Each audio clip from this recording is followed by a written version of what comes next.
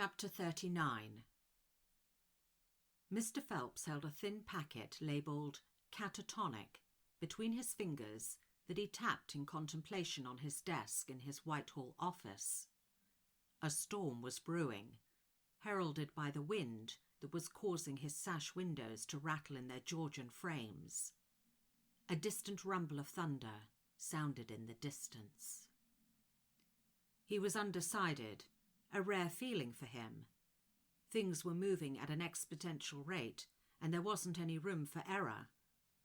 Pushing back his chair, he closed his laptop and straightened his cuffs. Moving across to an ornate bureau, he took a small gold key attached to his fob chain, which he used to open it. Removing a handful of sugar sachets, he relocked it. Pulling on his coat, he turned, taking a last look around his rooms, and headed out. On the pavement, he hailed a taxi. "Heathrow," he instructed. Before long, he was walking determinedly through the Heathrow concourse towards Terminal 2.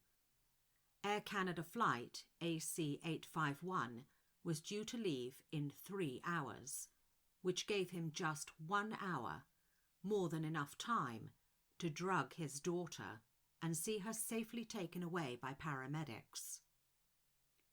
Sitting opposite the only coffee stand in the departure lounge, he began to study the activity.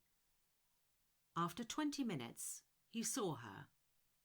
Monica looked harried and tired, but with a purpose evident in the way she carried herself. Phelps quickly moved over to the coffee stand, unnoticed, and ordered.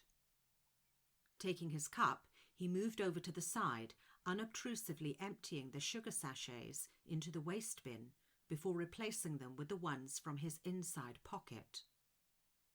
Moving to the farthest side, behind a pillar, he watched.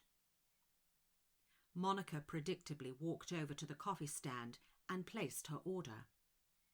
As she lifted her coffee from the counter, Phelps became momentarily nervous as he mentally checked the dosage he'd added to each sachet. Too much and it would kill her. Too little and she wouldn't be incapacitated for long enough. He'd calculated she would be unresponsive except for vitals for 72 hours.